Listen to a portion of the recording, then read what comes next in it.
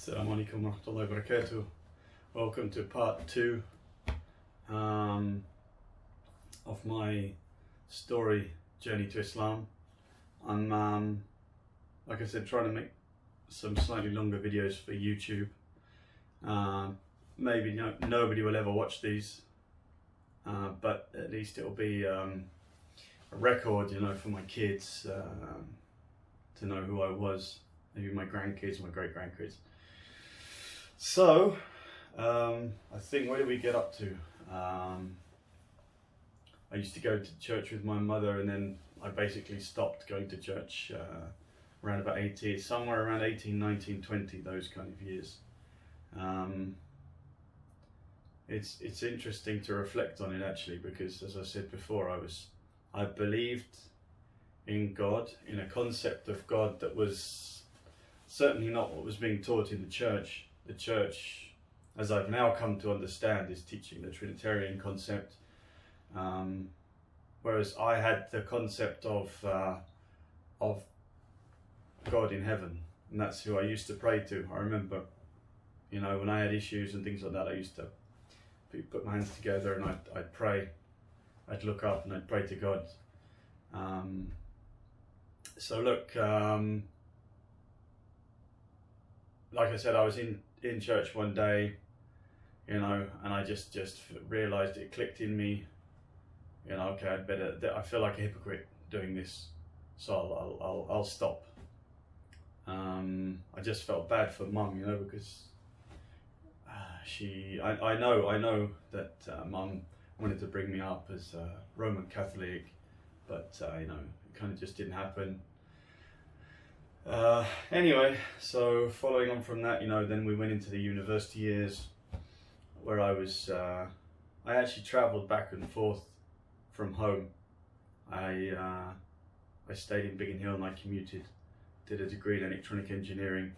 It was really good fun. I really enjoyed the degree, and I really enjoyed the experience of being in Greenwich with different people, So I could be in Biggin Hill, but then that was like a different part of my life, almost in the same timeline, where I could go, and there were people from different cultures, religions, backgrounds, countries, all sorts of stuff, whereas Biggin Hill was a very, standard, plain kind of environment for me. It was just people just like me, and I guess that's why they say if a person stays in the same place for their whole life, it's quite limiting, but no detriment to people that want to do that, but in any case, so then I did a year in industry, then in my 4th year of university, when you start thinking about, well, what am I going to do next, I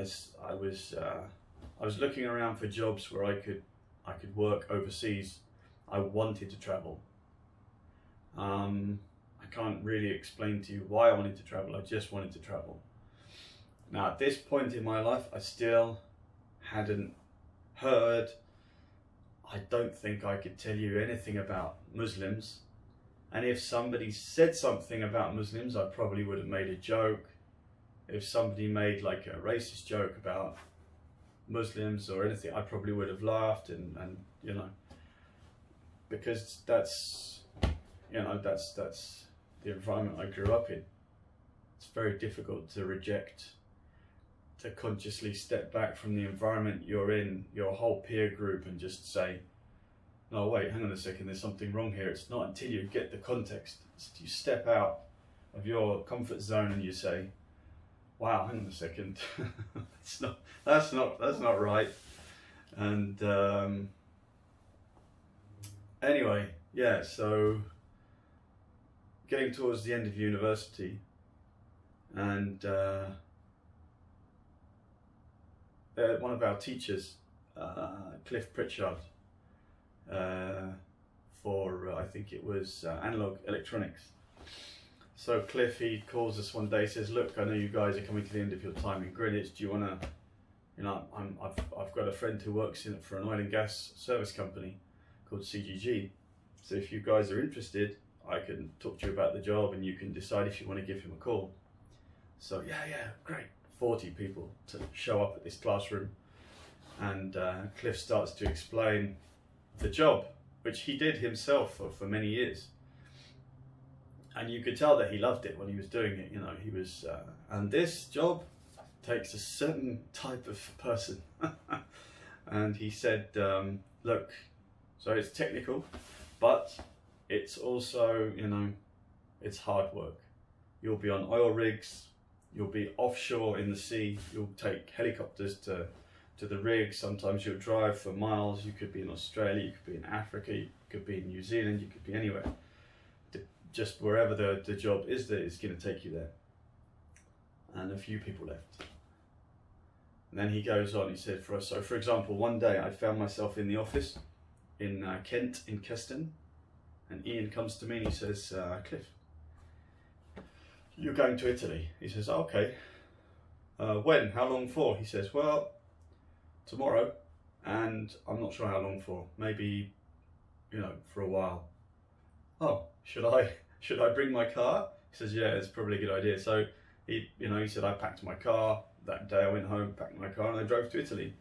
And another 10, 15 people left the room. Then he goes on talking about how you can work 48 hours, 24 hours, sometimes longer, problems with equipment, difficult people to deal with, traveling, rain, you know, troubleshooting. More people left. Eventually there was like 4 or 5 people left. One of them was me, and I was sat there going, wow, this sounds great. And I took the flyer from him and I called Ian Baines, and got an interview. And yeah, the interview went really well. You know, how many of you have had interviews and you just know when you resonate with the interviewer? And the interview was in this beautiful building in Keston in Kent. It used to be owned by a sugar company, Tate and Lyle, I think.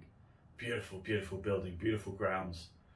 So I was just, you know, I wasn't bothered about how much the money was. I just wanted the experience. I just wanted to travel and work and get experience. So that's where it started. And reflecting back on it now, you think to yourself, you know, the decisions that you could have made, just so many decisions in front of you, and you took a particular one, and then another one, and then another one, and then another one, and they lead you to where you are right now in your life. It's amazing to reflect on how with just a small decision things could have changed from where you are now to where you could be. SubhanAllah. So yeah, I did the first job in Mozambique. That was an experience. I mean, that was an experience. I'd never been outside. I mean, I'd been to Spain, been to France, but I'd never been anywhere like that before. You know, landing in Mozambique, and I was with another engineer who was very experienced, but he'd been in the office for a while, and we were kind of doing a one-off job. We flew, I think, to Zimbabwe. Then there was a problem with the plane going from Zimbabwe to Mozambique. So there we were in Zimbabwe. We had the airline organised for us to get visas to get out, go to a hotel. We came back the next day. Then we flew to Beira, I think it is, in Mozambique, and then we took a guy picked us up in a van, and we drove for like 4 hours into the bush. It was heavily raining. I think, if I remember rightly, I was sitting with 2 other guys on the back outside of this pickup, and that was an experience. Of course, you wouldn't be able to do that now. There's all sorts of health and safety issues. But arrived at the rig, they wanted us to go to work, you know, as soon as possible. We found the equipment, you know, all broken and sitting in a puddle. We had to fix it. You know, we were awake for 48 hours. So imagine a guy who was a student for the last 4 years, and then all of a sudden is awake working for 48 hours in the middle of the Mozambique bush, and it's absolutely, you know, hammering it down with rain. So I wanted to quit. As soon as that was over, I went back to the UK, and I thought to myself, hang on, wait a second, that was actually quite an exciting adventure now.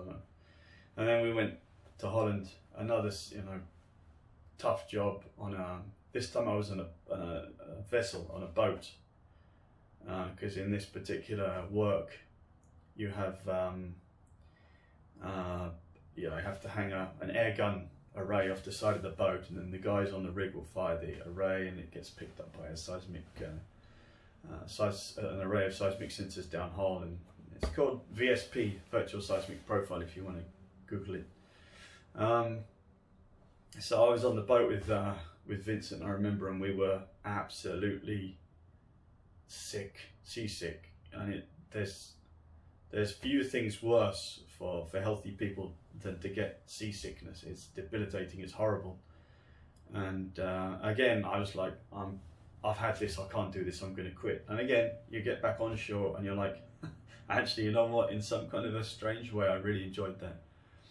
Then anyway, eventually, what happened to my lecturer happened to me. Ian calls me to his office and he says, "Do you want to go to the Far East?" I said, "Not too sure, Ian. I've always been a bit standoffish." So he said, "Get yourself ready. I'm sending you out to Singapore, to the Far East. You're going to work. You'll be based in either in Singapore or in Jakarta, but probably in Jakarta." So I flew out to Singapore, and I loved it there. Beautiful, beautiful country. Did some jobs in Australia, in Thailand. We did a job in Papua New Guinea as well. And then I went to Indonesia. So this was just before Christmas of 1998. And I went off to Jakarta, arrived there, and straight to the staff house, met the guys. And yeah, I wasn't particularly comfortable because the guys over there, they had a particular lifestyle. They were going out to nightclubs and stuff and doing what expats, oil field expats do, and I wasn't really kind of interested to get involved in that, But anyway, pretty much the next day, I think it was, we flew off to Irian Jaya, and I got really sick. Really, really sick. It was dysentery, but when I got onto the rig, they thought it was malaria, so they medevaced me off in a chopper, took me back to the shore, and I remember recording videos there actually. I don't know where the videos have gone, but I honestly thought I was going to die. So dramatic. I honestly thought I was going to die, and I don't know. I was calling my mum and dad. I was trying to call them, and I was just worrying them, so young and didn't really know what I was doing. I remember eventually they got me a flight back to Jakarta, and I have no idea how I made it back. I felt terrible. I had kind of blood coming out in my stools and everything. It was a very unpleasant experience. I just thought, what's happening to me? Oh my God, Got back to Jakarta, and they gave me like a pill called Flagel 500, this packet of pills. It cleaned me up in like 10 days. It's apparently a very standard thing in Jakarta, in Indonesia. And so that whole experience just made me feel like, I'm homesick, I want to go home, I don't want to be here anymore. So again, I went back home. My boss said to me, go home, chill out, clear your mind, and I need you to come back. And he told me something very, very interesting. He said, when you go back, you will struggle to explain to people what you've experienced, because people, unless they've experienced what you've experienced, they won't understand, and you'll find it frustrating, because like you'll be talking about offshore and helicopters and rigs and, and dysentery and mosquitoes, and, people won't understand. I didn't really think much of it, but when I got back, I realized, when you tell people the stories, they just don't, you wanted a particular reaction out of them, but they don't give you what you want. And I guess that comes from being just immature and not understanding and, still growing. Anyway, so as a result of that, I kind of realized, man, of course, I love my mum and dad, my sister, my family, and I love my country and, where I grew up and everything. I have a lot of respect and very thankful for where I grew up. But you know, I didn't want I didn't want to stay there for my whole life. I wanted to go back and, you know, travel again. So I was more than happy to go back to Jakarta again. And that is where things start to get interesting. This is where this is where I met my wife. And so I think I'll stop there, and the next video will be where, you know, I talk about where I really kind of start my my understanding, my journey to Islam, like proper. So anyway, if you've managed to sit through all that, I really appreciate it. Thank you very much. If this is like, you know, my grandkids or my great-great-grandkids or great-great-great-grandkids, it's nice to meet you. I hope you don't think I'm crazy. Okay, anyway, next time, inshallah. Assalamu alaikum.